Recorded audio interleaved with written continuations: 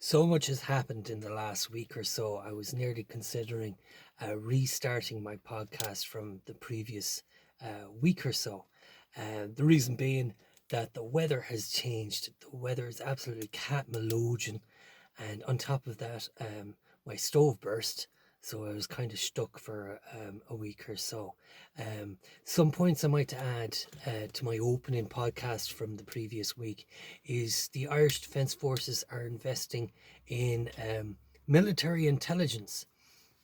The Irish Defence Forces, we have an intelligence section, it's called J2. I spoke about it before in an earlier podcast about 1972 and the Northern Ireland border issues that was there. But this kind of military intelligence is significantly different from that of the last 30 or 40 years. This kind of military intelligence is about situational awareness of what's going around on in this country and what's going on around the world at the same time. And in order to be able to create an environment like that, we need to train up a significant amount of personnel to be able to run a centre that's able to collect and analyze data, information from all around the world, just to build up a situational awareness of what's going on. Furthermore, I was reading a book recently. It's called A Life Less Ordinary. It's by Kevin Mcdonald. He's from Castlebar. He's a native of Castlebar. He's currently, he's retired now. He wrote his book of his life's memoirs, and he now resides in Galway and Sudan. He's a military, he was a military officer throughout his career, and now he's a security officer in Sudan. I did a podcast before about Karina Malloy, and it painted a picture of it wasn't the best picture of males in the army, but from reading this book, I was able to discern the real kind of characters that are in the Irish Defence Forces.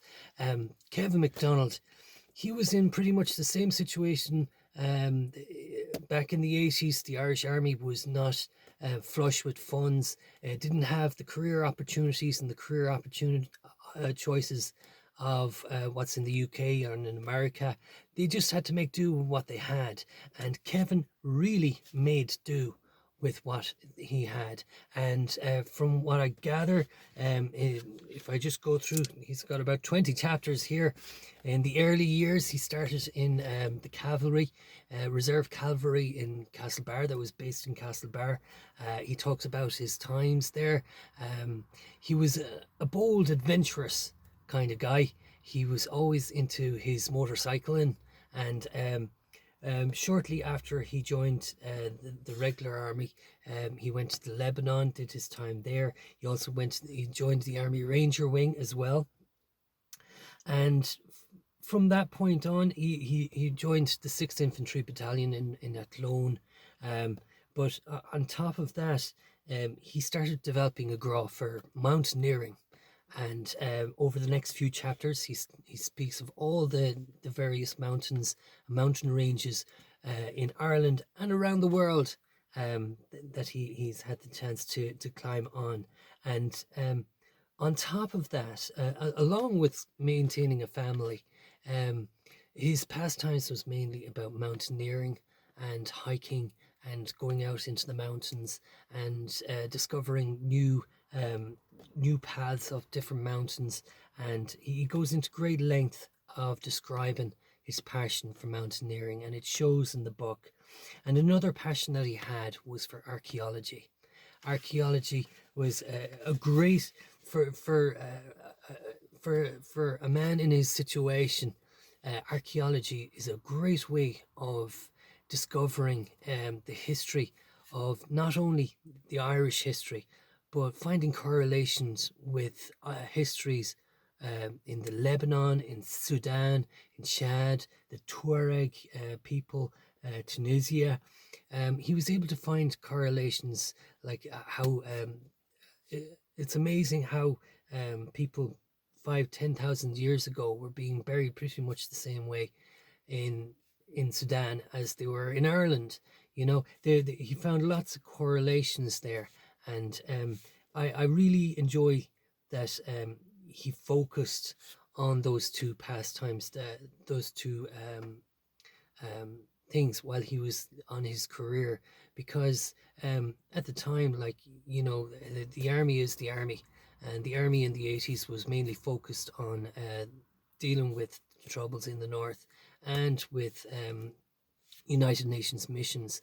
And there was you know, there was plenty of courses and opportunities there. But like I said before, the Irish Defence Forces were not as flush with cash and opportunities as compared to the UK or the United States.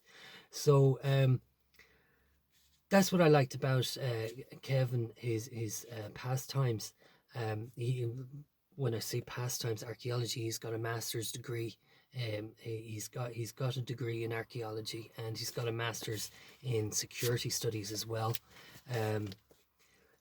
Another thing that I liked about the book was he discussed his memories of duties in the Lebanon.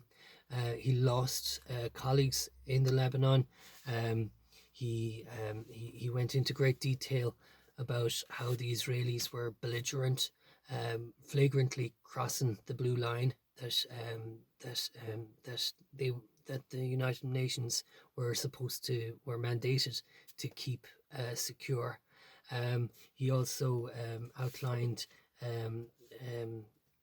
He also talked about his experiences in Chad and in Western Sahara and the various other missions that Irish officers go abroad to in around the world. He retired, and now he's a security officer in Sudan. And fair play to him, well done. And I really enjoyed reading this book. When I think about relevance to what's going on in Israel, a couple of references, two things that I learned from the book about in his time in Israel. Firstly, the rights of the indigenous people of that area of Lebanon. They should have the right to live where they are. But that being said, over the last 2,000 years or so, that particular area of land, which is no bigger than the size of Connacht and County Clare and a bit of Donegal as well, that area of land has seen 8 different empires. You started with the Greeks, the Romans, the Muslims. You had the Moors, the Byzantines, the French, then the British, and then now you have the Israelis. Literally over the last 2,000 years, from the death of a certain important person, you know, that piece of land has seen nothing but strife, and the Israelis are just the latest.